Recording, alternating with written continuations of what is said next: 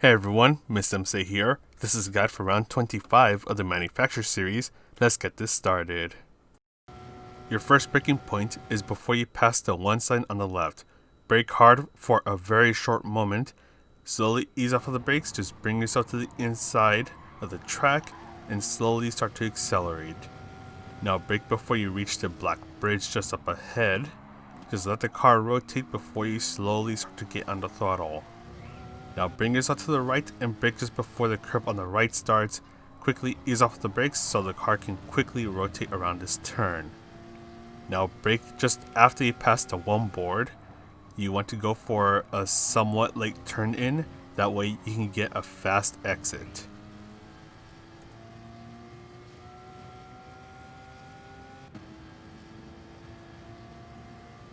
You want to use some of your braking power in between the 2 and the 1 board. Just let the car rotate, slowly get on the throttle, then look for this red piece of the wall that is on the left as you want to brake before you pass it. Brake hard for a moment, ease off the brakes.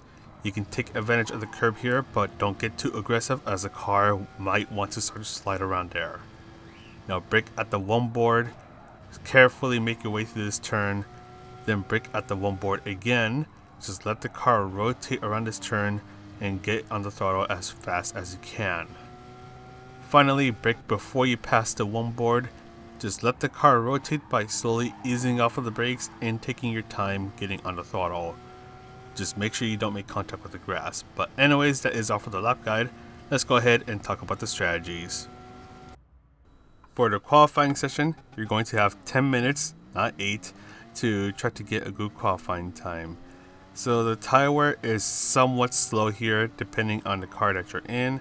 So you can do 2 or even 3 qualifying laps before you do the jump out and jump back in strategy.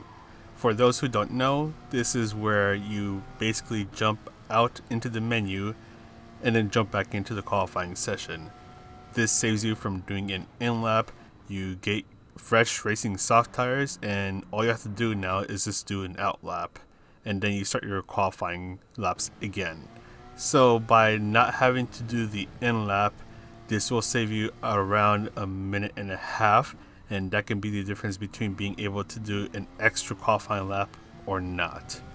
Slipstream will be coming into use here. It'll be pretty useful as the main straight and the back straight isn't that long, so you can try to get behind someone within the 0.8 of a second gap. That way your car can go a little bit faster and it'll help you shave off a couple tenths off of your lap time. Just try not to get too close to the car ahead of you, as you might have to end up slowing yourself down if you do end up getting too close to them, which will end up hurting your own lap time. For this race, it's a little interesting because all 3 tire compounds are available to be used, but the only required tires are the racing medium and hard tires.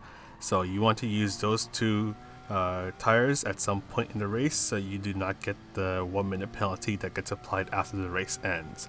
Either way, you want to go for a 2-stop. So you want to use all 3 tire compounds. So you want to use the racing soft tires, racing medium tires, and racing hard tires.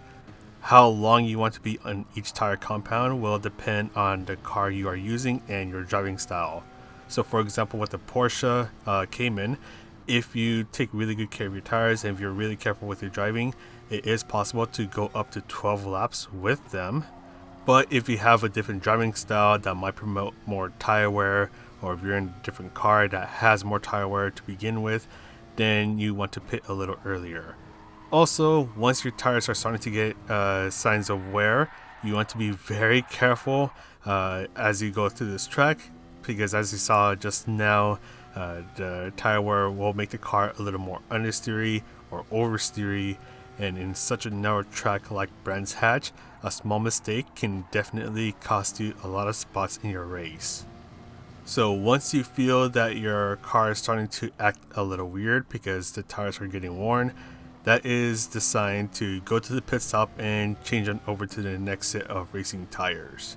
And I would like to note that on whichever strategy you end up doing or whichever car you end up being in, You only want to use the racing hard tires for just one lap because the pace is much slower than that of the racing medium and soft tires. So only use racing hard tires for one lap and then switch on over to the next set of tires if you haven't used the other ones yet.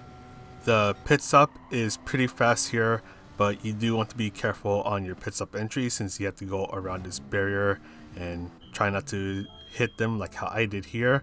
And the pit stop sequence, it's pretty quick. You're in and you're out almost immediately after, and it takes you just under 11 seconds to complete the whole pit stop sequence. So it definitely makes a two-stop a viable strategy. The tire order you want to go with will depend on where you start. So if you're starting in the front, you can definitely start on the racing soft tires to try to build that gap from the very start. If you're starting in the middle, you can start on the racing soft or medium tires. And if you're starting in the back, you can start on the racing hard tires to get the worst tire compounds out of the way and gradually build yourself up to getting into the faster tire compounds as the race goes on. Feel will also not be an issue for most, if not all cars. I know with the Cayman, I had around 2 laps worth of fuel left when I crossed the finish line. So if it's not an issue with this car, then it shouldn't be an issue for most, if not all cars in the Group 4 class. So that is pretty much it for the guide. Let's go ahead and quickly summarize everything up. So you want to use all 3 tire compounds, racing soft, medium, and hard tires. The medium and hard tires are required tires, so make sure you use them. The amount of time that you want to be on the racing soft tires will depend on your driving style and the car that you're in.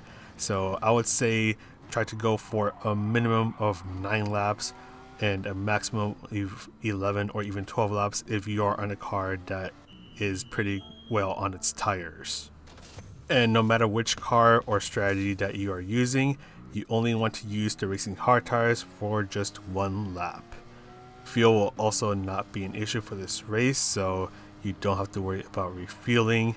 And whenever your tires are starting to show obvious signs of them being worn out, or whenever you are on the harder tire compounds, you want to drive a little more careful as this track is pretty narrow. So if you make a small mistake, you want to try to catch it as soon as you can before you make contact with the grass or the gravel, as making slight contact with them can get you in trouble really fast.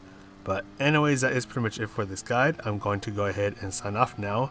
So this is Mr. MCA, wishing you a good race, and I'll see you in the next video.